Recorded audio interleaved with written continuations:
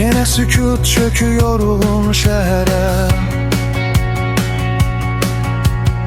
hatireler sızır her bir kedere. Dünenki ümidler dönür hedere. Sen bize bir can vermedin zaman. Vefalı dostları ayırdın bizden. İzimiz silindi geçtiğinizden. Ne bir yol sakladın ne yer payızdan. Bizi dört divara hapsettin zaman. Ey zaman, amansız dilsiz hükümdar, sındırdın kalpleri ettin tarimar. Ey zaman, ey zaman, bizi eşit bir an.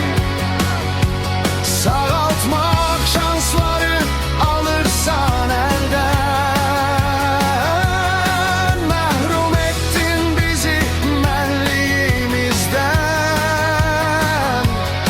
Ey zaman, ey zaman, gayet birce gün. Uşaq tek inandık saf hayallara. Sen ise sovurdurun bizi yollara. Ümitle baktık o uzak sabaha. Elimiz boş kaldı her dönüşlerde. Bir gülüş götürdün, bir ses apardın. Köre yadlarımızı tozlara kattın. Derdimiz büyüdü, sen ise sustun. Kalbimizi soyuk bir kışa saldın. İndi her adımda izlerim derin.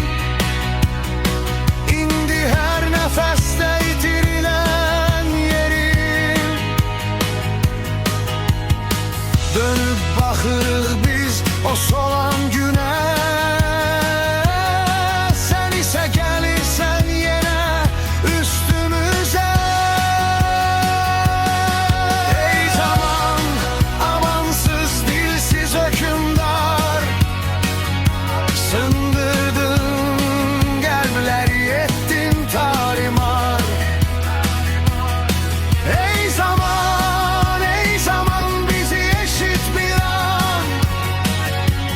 Sağaltmak şansları alırsan elden.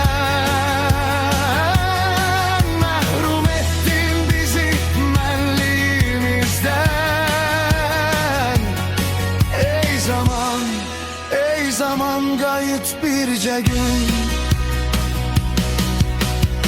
Belki bir yol kalsın geri dönmeye.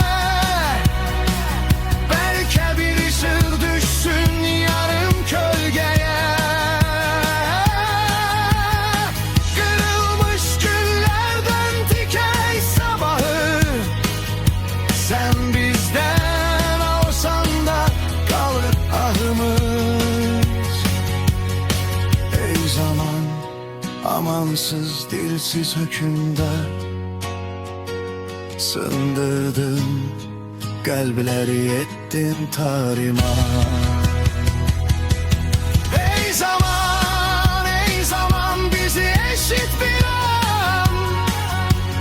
Sağaltmak şansları alırsan elden. Mahrum ettin bizi benliğimizden.